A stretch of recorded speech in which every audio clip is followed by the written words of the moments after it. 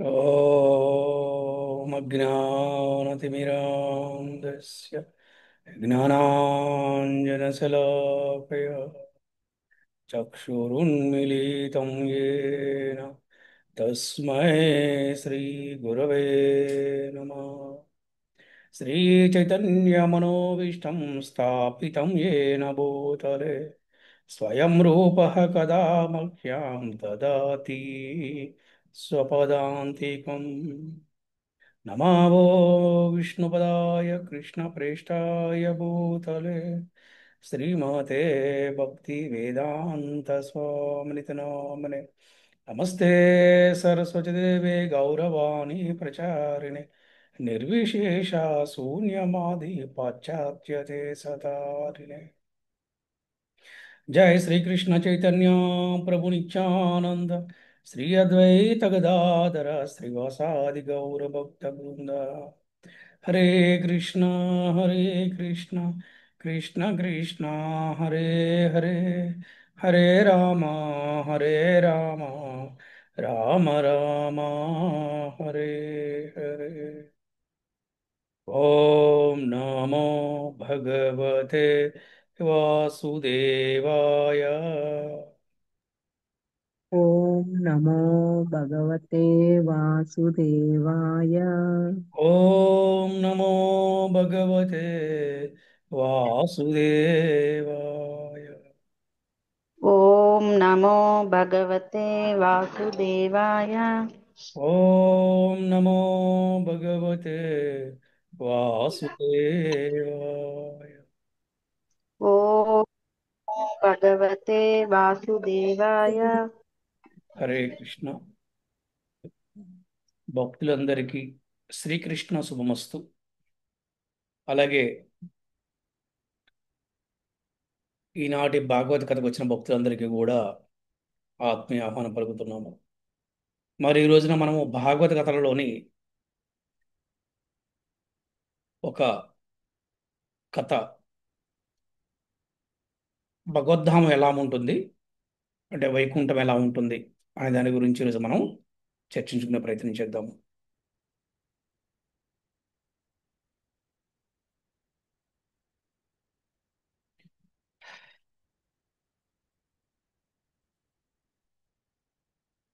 మానవులందరూ కూడా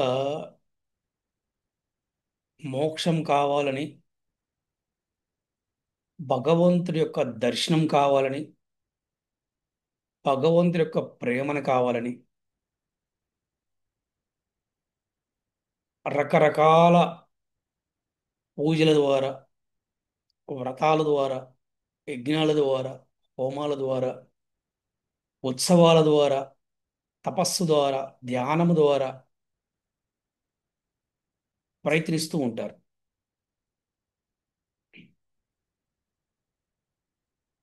ఎక్కువ మంది అయితే ఎవరు చేరగలరు అక్కడికి? అక్కడికి చేరటానికి వారికి ఎవరు సహాయం కావాలి? అక్కడికి చేరటానికి వారికి కావాల్సిన అర్హత ఏమిటి? ఇవన్నీ కూడా మనం తెలుసుకోవాల్సిన అవసరం ఉంది. ముఖ్యంగా కామ, క్రోధ, లోభ, మద ఇవన్నీ కూడా విడిచిపెట్టిన వాడే అసలు ముందు భక్తులు అవుతాడు. మనకి భగవద్గీతలో శ్లోకం చెప్తారు, మనుష్యానాం సహస్రేషు అని. అంటే ఎవడో వేలలో ఒకడికి భక్తి వస్తుందంట, లక్షలో ఒకడు భక్తులు అవుతాడు, కోటిలో ఒకడు మాత్రమే భగవద్ధామం చేరుకుంటాడని చెప్తున్నారు. అందుకని కేవలము భక్తుణ్ణి అని చెప్పుకున్నంత మాత్రాన, లేకపోతే భక్తుడిగా వేషం వేసుకున్నంత మాత్రాన, భక్తుడిగా చలామణి అయినంత మాత్రాన వైకుంఠం చేరగలరు అనుకుంటే అది కరెక్ట్ కాదు. మంచి మాట తీరుతోటి, మంచి ప్రవర్తనతోటి, సర్వజీవుల పట్ల దయ, కరుణ, ప్రేమ కలిగి ఉండి ప్రతి ఒక్కరి జీవితంలో వారు ఒక ఆధ్యాత్మిక ప్రామాణికమైన గురువును స్వీకరించి వారి యొక్క మార్గదర్శకత్వంలో వారి ఆజ్ఞను అనుసరించి ఎవరైతే భక్తి చేస్తారో ఎవరైతే భక్తితో సేవ చేస్తారో, ద సిన్సియర్ డివోషనల్ సర్వీస్ చేస్తూ ఉంటారో, వారిని సాక్షాత్తు గురుదేవులు చిటికినీళ్ళు పట్టుకొని వైకుంఠం తీసుకెళ్తారంట. ఒక చిన్న పిల్లవాడిని స్కూల్కి ఎలా తీసుకెళ్తారో తండ్రి, అలాగే తన శిష్యుల్ని గురుదేవులు అలా తీసుకెళ్తారంట. మన ఆధ్యాత్మిక జీవితంలో పురోగతి సాధించాలన్నా, వైకుంఠం చేరుకోవాలన్నా, గోలోకం చేరుకోవాలన్నా ఆధ్యాత్మిక గురువు ద్వారానే సాధ్యపడుతుంది. ఎందుకు, ఎలా, అసలు ఏముంటుంది వైకుంఠంలో తెలుసుకుందాం. వైషమ్యము లేనిది, వైవిధ్య పూర్ణమైనది వైకుంఠము. వైషమ్యం అంటే అక్కడ అసలు గొడవలు ఉండవు, అసూయలు ఉండవు, తగాదాలు ఉండవు, వ్యామోహం ఉండదు, ఇంద్రియ భోగం ఉండదు. నిత్యము కూడా ఆనందమే, నిత్యానందము. ఎందుకంటే మనం ఎవరితో ఉంటున్నామో, మనం ఎవరితో సేవ చేస్తున్నామో మనకు కూడా అటువంటి ఆలోచన విధానం, అటువంటి గుణాలు వచ్చేస్తాయి.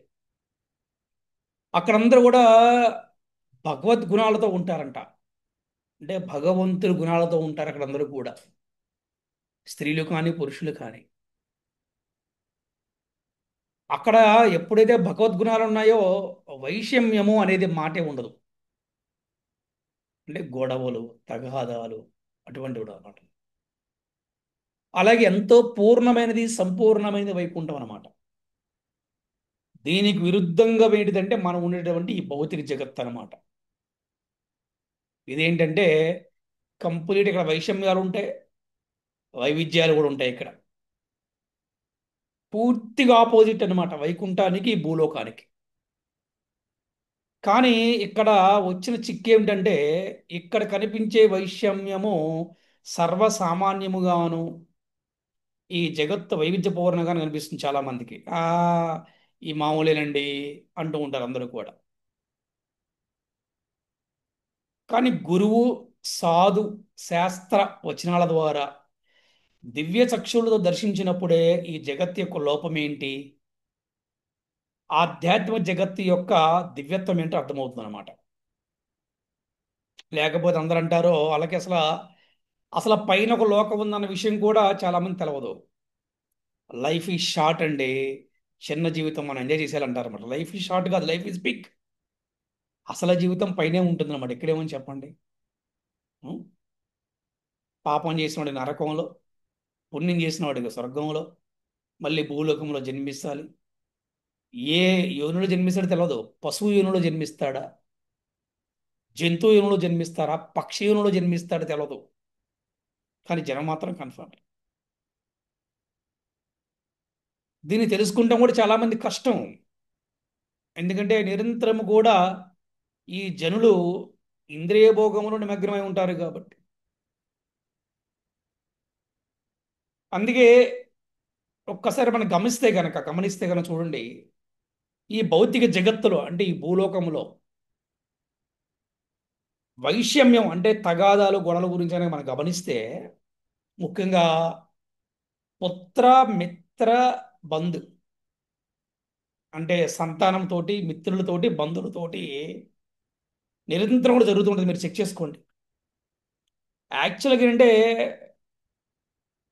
శత్రువుతోటి మనకి మంచి జరుగుతుందంట, మిత్రులతో హాని జరుగుతుందంట. ఈ కలికాలం గుర్తుపెట్టుకోవాలి.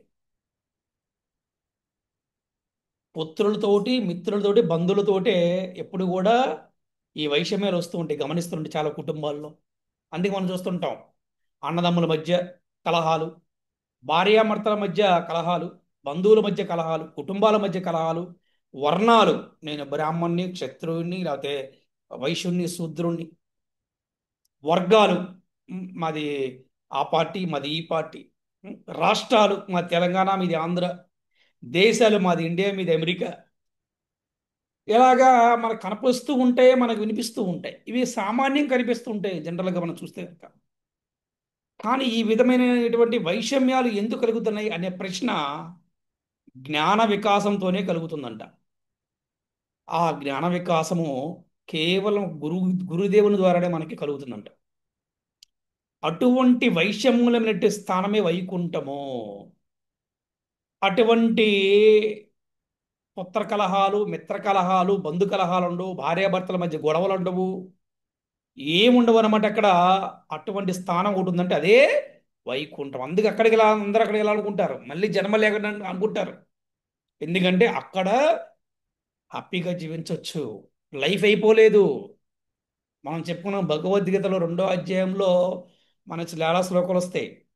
శరీరానికే మరణం ఉంది కానీ ఆత్మకి మరణం లేదు. అందుకే ఒక వ్యక్తి మరణించడం అనేది అబద్ధం, మాయ. ఒక వ్యక్తి ఎప్పటికీ మరణించడు, గుర్తుపెట్టుకోవాలి. అందుకని అటువంటి వైషమ్యం లేనటువంటి ఒక స్థానం ఉంది, ఒక లోకం ఉంది, అదే వైకుంఠ లోకం అన్నమాట. అక్కడ ఎటువంటి కలహం ఉండదు, చింత ఉండదు, దుఃఖం ఉండదు, ఎవరికి బాధ ఉండదు.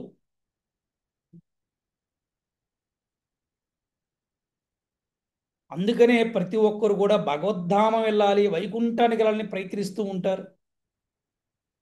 మనసా వాచ కర్మన పనుల ద్వారా ఇక్కడే శాశ్వతంగా ఉండాలని ఎవరైతే ప్రదర్శిస్తారో వాళ్ళు అశాశ్వతమైన జగత్తులో అశాశ్వతమైన దేహాలతో, అశాశ్వతమైన బంధాలతో అనంత కాలాన్ని గడిపే బదులు శాశ్వతమైన జగత్తులో, వైకుంఠములో శాశ్వతమైన దేహాలతో శాశ్వతమైనటువంటి భగవత్ సేవా సంబంధంతో నిలవగోరేవాడే పరమ భాగ్యవంతుడు. వాడే ఉన్నతమైన వాడు. సమాజంలో అందరూ ఉన్నతమైన వారు వారిని ఆదర్శంగా తీసుకోవాలి అని చెప్పి చాలా మంది చెప్తుంటారు. ఒక కులంలో బాగా డబ్బు సంపాదించిన వాడు, లేకపోతే రాజకీయాలలో పదవిని సంపాదించిన వాడు, లేకపోతే ఎన్నో సేవ చేసి సేవల్లో అతనికి బాగా పేరు వస్తే వాళ్ళందరినీ కూడా అబ్బా భాగ్యవంతుడండి, పరమ భాగ్యవంతుడు, గొప్పవాడు చెప్పన్నాడు. కానీ వాళ్ళు ఎవరు కూడా గొప్పవాళ్ళు కాదు. ఎవరు గొప్పవాళ్ళు అంటే ఈ అశాశ్వతమైనటువంటి విషయాలు, ఈ భౌతికమైన విషయాలు, ఈ బంధాలు, వీటి గురించి ఎక్కువ పాకులాడకుండా మనం భగవంతుడి సేవ చేయడం కోసం శాశ్వతమైన లోకం అవుతుంది, అదే వైకుంఠము. మనకు శాశ్వత దేహం ఉంది, మన శరీరానికే మరణం ఉంది కానీ ఆత్మకి మరణం లేదు. ఈ దేహాన్ని విడిచి మళ్ళీ వేరే దేహాన్ని పొందుతాము. అందుకని ఈ దేహాన్ని విడిచి వైకుంఠం వెళ్ళిన తర్వాత అక్కడ వైకుంఠములో ఎలా ఉంటుందంటే దేహము అద్భుతంగా ఉంటుంది. చతుర్భుజాలు అంటే 4 భుజాలు స్వామివారిలానే ఉంటారంట అక్కడ అందరూ కూడా. అందరూ విష్ణుమూర్తిలా ఉంటారంట. పురుషులందరూ స్త్రీలందరూ కూడా లక్ష్మీదేవుల్లా ఉంటారంట. చూసారా? అంటారే, అరే అచ్చను మీ నాన్నలానే ఉన్నావరా అంటారు ఒక అబ్బాయిని కదా. అరే అచ్చను మీ అమ్మలాగానే ఉన్నావమ్మా అంటారు. అలాగా మనందరికి తండ్రి అక్కడ విష్ణుమూర్తి గారు, మనందరి తల్లి లక్ష్మీదేవి గారు అక్కడ మనకి ఉంటున్నారు అనమాట. అందుకని అందరూ కూడా అక్కడికి చేరడం కోసం ఎవరైతే ప్రయత్నిస్తూ ఉంటారో వారు పరమ భాగ్యవంతులు అని చెప్తున్నారనమాట.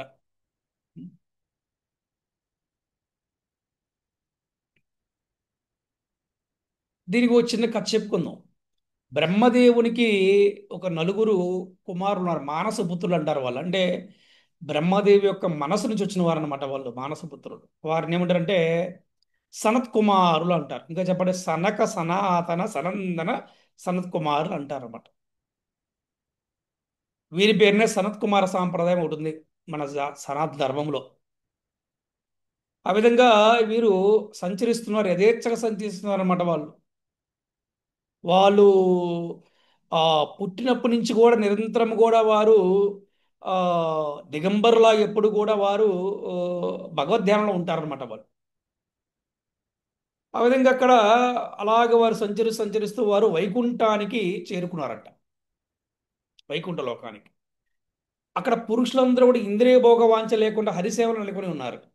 వారు ఎలా ఉన్నారో ఇక్కడ వర్ణిస్తున్నారు అన్నమాట. వారు చతుర్బాహులు కలిగిన వారు, పీతాంబరదారులు, హరిసేవకు అన్యమైన కార్యము లేని వారు. అంటే హరిసేవ తప్పితే వారికి వేరే కార్యం లేదనమాట కదా. తాము చేసేటటువంటి పనులకు ప్రతిఫల వాంఛ లేని వారై ఉన్నారంట. అంటే కోరికలు లేవు. ఇక్కడ మనం చూస్తే ఈ భౌతిక జగత్తులో నేను నీకు ఇది ఇస్తా, నువ్వు నాకేమి ఇస్తావు. ఆఖరికి ఇప్పుడు అగ్రిమెంట్ భార్యాభర్తలు కూడా దొరుకుతుంది అనమాట. చాలా దౌర్భాగ్యం వాళ్ళ. "ఓ, నేను నీకు ఇది ఇస్తా, మరి నాకేంటి?" అర్థమైందా? అంటే అలా. కానీ ఇక్కడ వైకుంఠములో భగవంతుడికి సేవ చేస్తుంటారు అందరూ కూడా. కానీ వారెవరు కూడా ప్రతిఫలాన్ని అసలు ఆశించరంట. ఆ లోకము పరమ మంగళకరమైన పెక్కు వనాలు కలిగి ఉంది. అంటే ఎన్నెన్నో వనాలు, అంటే మంచి మంచి పూల తోటలు, వనాలు కలిగి ఉన్నాయన్నమాట. అలాగే అక్కడ ఉన్నట్టు వృక్షాలు కల్పతరువులు అనమాట. అంటే అవి కోరిన కోరికను తీర్చగలిగినటువంటి సామర్థ్యం కలిగినవి అనమాట. కానీ ఎవరు కోరికలు కోరుకోరు. చూసారా? అది గొప్ప విషయం. చూసారా? ఆ? ఆధ్యాత్మికము మూర్తిమంతము అయినందున అన్ని ఋతుల్లోనూ పుష్పాలు ఉంటాయంట. ఇక్కడ మనకి ఎలా ఉంటే ఎండాకాలం వస్తే చెట్లన్నీ కూడా వాడిపోతాయి. వర్షాకాలము చలికాలం వస్తే పూలు పూస్తాయి. అందుకే వసంత ఋతువు అంటారనమాట. కానీ అక్కడ మాత్రం అలా కాదు. అక్కడ ఎలా ఉంటుందంటే అసలు ఈ మాసాలతో సంబంధం లేదు, వాతావరణ సంబంధం లేదు. అన్ని ఋతువుల్లో కూడా అక్కడ పుష్పాలు ఉంటాయి. అక్కడ సూర్యుడు ఉండడు, చంద్రుడు ఉండడు. వైకుంఠ వాసులు తమ భార్యలతో కలిసి విమానాలలో ప్రయాణిస్తూ భగవద్గుణ కర్మలను గానం చేస్తూ ఉంటారంట. చూసారా? ఎవరు? వైకుంఠ వాసు తమ భార్యలతో కలిసి పుష్పకుమాలలో ప్రయాణిస్తూ భగవంతుడి కర్మలను గానం చేస్తూ ఉంటారంట. ఓ వాసుదేవ, ఓ నారాయణ, ఓ కృష్ణ, ఓ యదు నారాయణ, ఓ యదు వంశస్థుడా, యాదవాయ మాధవాయ కేశవాయ కృష్ణాయ వాసుదేవాయ అని ఆ గానం చేస్తూ ఉంటారు. హరే కృష్ణ సంకీర్తన చేస్తూ ఉంటారు. భగవంతుని గానం చేస్తూ ఉంటారు. అదే వారి యొక్క ఉద్యోగం. ఇంకా ఆ ఉద్యోగం వేరే ఉద్యోగం లేదు. ఆ విధంగా దివ్య గానంలో తన్మయులైపోయి ఉన్నప్పుడు వారు సుగంధభరితమైనటువంటి మాధవి పుష్ప సౌరభమును కూడా పట్టించుకోరంట. అంటే సుగంధభరితమైనటువంటి పూల వాసన వస్తుందంట. అయినా కూడా వారు ఆ భగవంతుడు గుణాలని గానం చేస్తూ, అంటే పాటల పాడుతూ కూడా అవన్నీ మర్చిపోతారంటారు, పట్టించుకోరంట. అంటే హరి గుణ కీర్తనలో, అంటే భగవంతుడి యొక్క నామ సంకీర్తనలో వారికి ఇంద్రియ భోగవాంఛే కలగదనమాట. ఎందుకంటే ఏ ఎటువంటి ఎవరికైనా ఉన్నతమైన ఆనందం కావాలి, దానికి మించిన ఆనందం ఇంకోటి లేదు అని ఎవరైతే అనుకుంటారో అదే హరికీర్తనలో, హరినామ సంకీర్తనలో వస్తుంది ఆనందం అనమాట. ఇంకా అటువంటి ఇంద్రియ భగవాన్ ఎంత ఆఫ్టర్ ఆల్ కదా, చాలా చిన్న విషయం. హరికీర్తనలో వారికి ఎంత మాత్రం కూడా ఇంద్రియ భోగం అసలు నచ్చదు. అక్కడ పరమ ఆనందంతో హరి గుణగానము చేయడమే తప్ప ఇంద్రియ భోగ వాంఛ ఎవరి మధ్యలో తాతదంట. అంతేకాకుండా ఇంకో ఆశ్చర్యం ఉంది. అక్కడ వైకుంఠములో పశువులు, పక్షులు, చెట్లు, జీవులన్నీ కూడా దివ్యమైన స్వరూపులేనంట అక్కడ. జనరల్గా ఎలా ఉంటుందంటే ఈ భూలోకములో పశువులుగా, పక్షులుగా పుట్టితే వాటిని అంటే పాప జీవనం అని చెప్తూ ఉంటారు. పాప జీవనం చెప్తూ ఉంటారు. కానీ వైకుంఠములో అవన్నీ దివ్యమైనది, పాపమైనది కాదనమాట. ఎందుకంటే అక్కడ వైకుంఠంలో అందరూ కూడా భగవంతు సేవలో ఉంటారంట. ఏది? చెట్లు నీడనిస్తాయి, పక్షులు భగవంతుడికి, పశువులు అంటే అన్నీ కూడా సేవ చేస్తూ ఉంటాయంట భగవంతుడికి. అందుకని అవన్నీ కూడా దివ్యమైన స్వరూపాలే. కానీ ఇక్కడ అలా కాదు, మన భూలోకంలో అలా కాదు. అంటే అక్కడ వైకుంఠ వాసులకి పశు పక్షాదులకి భేదం లేదంట. అంతా ఆధ్యాత్మికమే, హరినామమే. ఎందుకు భేదం లేదంటే అందరికీ తండ్రి భగవంతుడే. అది మనకు వైకుంఠంలో కనపడుతుంది, భూలోకంలో కనపడదు. వినపడుతుంది ఎవరి ద్వారా? గురుదేవుల ద్వారా, భాగవత సప్తాహాల ద్వారా, రామాయణ కథల ద్వారా, హరి కథల ద్వారా, హరినామ సంకీర్తన ద్వారా, వైష్ణవుల ద్వారా మనం వింటూ ఉంటాం కదా. కానీ చూడాలి అంటే వైకుంఠంలో చూడగలుగుతాం మనం సర్వజీవులకి తండ్రి భగవంతుడు. అందుకని అక్కడ వైకుంఠ వాసువులకి అలాగే పశుపక్షాదులకి అసలు భేదమే లేదంట.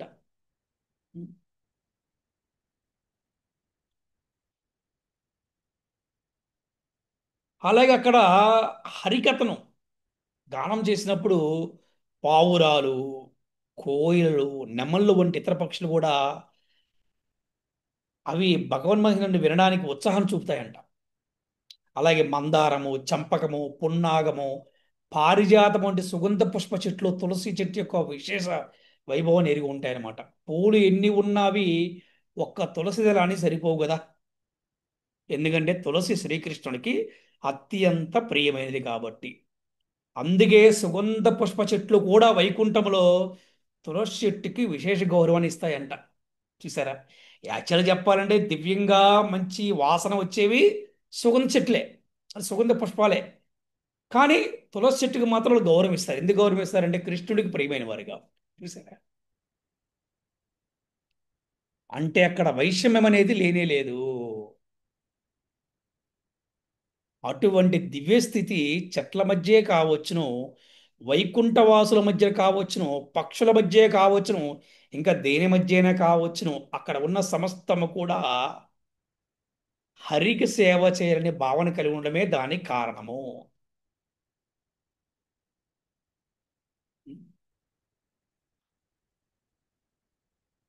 ఆ విధంగా వైకుంఠవాసులు విమానాలలో తన భార్యలతో కలిసి ప్రయాణిస్తున్నప్పుడు కూడా వారి వారి యొక్క సొగసులు చే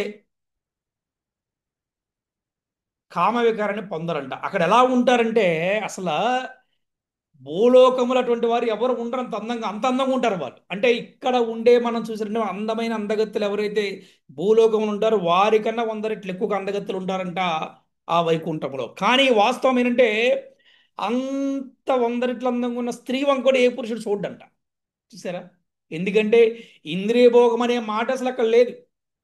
అసలు కామం అనే మాట అక్కడ ఉండదంట. కామ వికారం. ఉం? సమస్త సౌఖ్యాలు లభించగానే భౌతిక జగత్తుల మనిషి వెంటనే మైదున భోగాన్ని వాంఛిస్తాడు. మీరు చూస్తే గనక ప్రతి ఒక్కరూ వాడి కష్టం వచ్చినప్పుడు లేకపోతే దుఃఖం వచ్చినప్పుడు జీవితంలో ఉద్యోగంలోనో వ్యాపారంలోనో ఎక్కడ స్థిరపడినప్పుడు చికాకు చికాకుగా ఉండి వాటికి ఆ మైదున భోగం పట్ల ఇంట్రెస్ట్ లేకపోవచ్చు. భార్యాభర్తల గొడవలు ఉండి రకరకాలుగా ఉండి అతని సెక్సువల్ లైఫ్ పట్ల ఇంట్రెస్ట్ లేకపోవచ్చు. కానీ ఒక్కసారి వాడి గనక సమస్త సౌఖ్యాలు వచ్చినాయి అనుకోండి, బాగా డబ్బు సంపాదించండి, అప్పుడు మొదలు పెడతాడు అనమాట అన్ని కూడా మళ్ళీ. ఏది తాగుడు, వ్యభిచారము, అర్థమైందా? ఇవన్నీ కూడా సర్వసాధారణంగా మనకు కనబడుతూ ఉంటుంది. డబ్బు వచ్చేసిన తర్వాత అన్ని పనులు జరిగిపోతుంటాయి కదా, ఎక్కువ కష్టపడకుండా అన్ని జరిగిపోతుంటాయి కాబట్టి వాడు రిలాక్స్ అవుతాడు. కాబట్టి ఆ రిలాక్స్ అయినప్పుడు ఏంటంటే వారు తప్పకుండా ఈ మైదున సుఖాన్ని కోరుకుంటూ ఉంటారు చాలా మంది కూడా. అందుకే ఈ భౌతికమైన జీవితంలో అసలు మనిషిని కట్టిపడేసేది ఏంటి, బంధాల్లో చిక్కుని చేసేది ఏంటి అంటే మైదున భోగమే. దాన్ని సెక్సువల్ లైఫ్. స్త్రీ పురుషుల యొక్క ఆ స్త్రీ పురుషుల యొక్క సంపర్కము, సంభోగము. పగలంతా కష్టపడి పనిచేస్తున్న వ్యక్తి రాత్రి కడుపు నిండా భోజనం చేసిన తర్వాత మైదున భోగాన్ని కోరుకుంటాడు. మనం చూస్తూ ఉంటాం చాలా కుటుంబాల్లో. దానికి వాడు బంధితుడు అవుతూ ఉంటాడు. అయితే పరిమితమైన మైదున భోగం ఉంటుంది, తప్పేం కాదు. అది విచ్చలవిడి అవ్వకూడదు అనమాట. అది. కానీ వైకుంఠ లోకంలోని విశేషం ఏమిటంటే వైకుంఠ వాసులు ఎంతటి భోగభాగ్యులు ఉన్నప్పటికీ కూడా తమ చెంతనే అత్యంత సౌందర్యవతులైన తమ పత్రులు ఉన్నప్పటికీ కూడా వారు సరసాలు చేసినప్పటికీ కూడా కామ వికారాన్ని పొందరు. సరసం అంటే ఏంటి? జస్ట్ ఏదో అంటే ఎలాంటి వినోదం కోసం. అలాగే మన్మద వికారం కూడా రాదంట వాళ్ళకి. అంటే మన్మద వికారం, కామ వికారం కూడా వాళ్ళకి రాదు. ఆహా, ఎంతటి అద్భుతమైనటువంటి వాతావరణం! స్త్రీ పురుషుల జంట ఆకర్షణీయంగా ఉంటుందండి అక్కడ. అత్యంత సుందరమైనటువంటి అతి రూపమైనటువంటి ఎంతో ఆకర్షణీయంగా ఉంటున్నారంటే వారి యొక్క జంట అక్కడ. కానీ వైకుంఠములో అటువంటి జంట కామరహితంగా హరిసేవలో లగ్నమైనడం వలన మరింత ఆకర్షణీయంగా కనిపిస్తూ ఉంటుందంట ఆ ఒక్క జంట. కృష్ణాత్మనాంన రజ ఆదదురుత్సయాదై అని భాగవతం చెప్పబడింది. కృష్ణగత చిత్తులైనందున వైకుంఠవాసుల హృదయాలలో కామవికారం లేదు. వారి హృదయాలు నిండి ఉన్నది ఒక్క భగవంతుడి యొక్క ప్రేమయే. భగవంతుడి యొక్క ప్రేమయే. భగవంతుడి యొక్క ప్రేమయే. తేషాం సతతయుక్తానాం భజతాం ప్రీతిపూర్వకం దదామి బుద్ధియోగం తం ఏన మాముపయాంతి తే. ప్రేమతో ఎవరైతే నాకు సేవ చేదురో వారికి తగిన బుద్ధి యోగము నేను వసిగదని చెప్పి భగవంతుడు చెప్తున్నాడు. మరి ఆ బుద్ధి యోగము ద్వారానే కదా, అంటే ఆ భగవంతుడికి ప్రేమగా సేవ చేస్తారు కాబట్టి వైకుంఠ వాసువులకి బుద్ధి యోగము ద్వారా వారెక్కరూ ఇంద్రియ భోగాలలో వారు నెలకొనరు. చూసారా? కేవలం ఏంటి, వారి హృదయంలో భగవంతుడి యొక్క ప్రేమ ఉన్నది. ప్రేమ ప్రేమ ప్రేమ ప్రేమ. అందుకే ప్రతి ఒక్కరు భగవంతుడికి ప్రేమగా సేవ చేయాలి, ప్రేమ భక్తి చేయాలి. హరే కృష్ణ హరే కృష్ణ కృష్ణ కృష్ణ హరే హరే, హరే రామ రామ రామ హరే హరే. శ్రీల ప్రభుపాదికి చే, శ్రీల గురుదేవ్ కీ చే, అంతకోటి వైష్ణవ భక్తి బృంద కీ చే, వైకుంఠ ధామం కీ జై. హరి హరి బోల్. హరే కృష్ణ.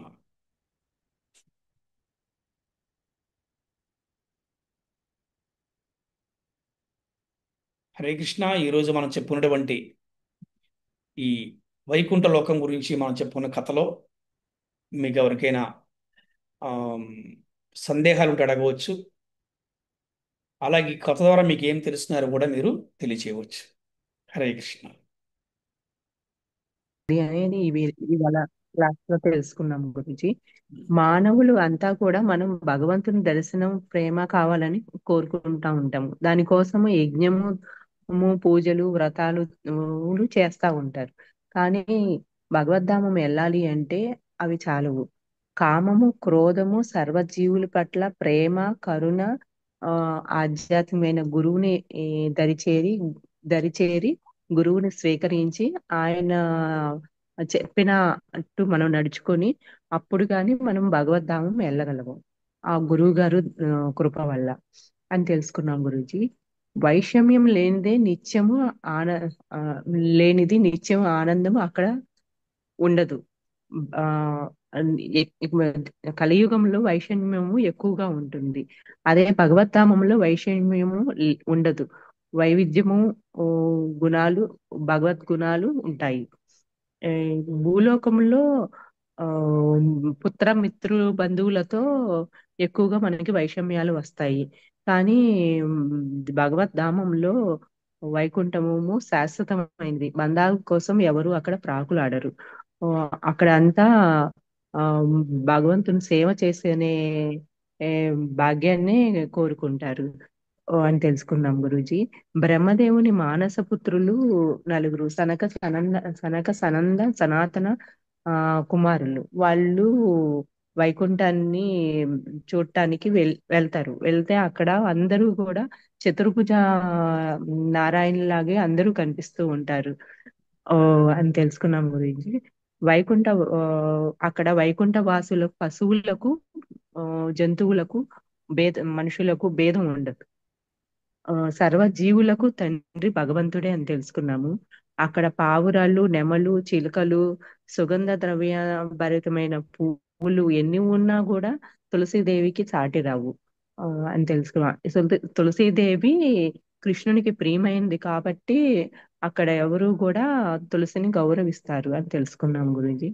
ఆ ఎప్పుడూ కూడా మనము భగవంతుని సేవే కోరుకోవాలి అని ఈ ఉమ్, తెలుసుకుందాము. గురువు ద్వారా అది లభించగలదని ఏ, తెలుసుకున్నాం గురూజీ.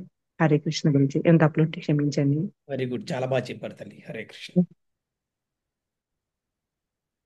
హరే हरे కృష్ణ కృష్ణ कृष्ण కృష్ణ हरे హరే कृष्ण హరే हरे హరే हरे రామ హరే हरे రామ राम రామ हरे రామ राम హరే राम राम हरे హరే हरे హరే हरे కృష్ణ कृष्ण కృష్ణ हरे కృష్ణ कृष्ण హరే कृष्ण హరే హరే कृष्ण రామ हरे హరే हरे రామ हरे राम हरे राम राम राम हरे हरे कृष्णा हरे हरे कृष्णा हरे कृष्ण कृष्ण कृष्ण हरे हरे हरे कृष्ण हरे राम हरे हरे हरे राम हरे राम राम राम हरे राम राम हरे हरे आदि किसी बोलते हैं कि जय हरि हरि बोल हरे कृष्ण हरे హరే కృష్ణ గురూజీ ధన్వత్ ప్రణామం భగవద్ధామం ఎలా వెళ్ళాలి అనేది దాని గురించి చెప్పారు గురూజీ. Thank you Guruji.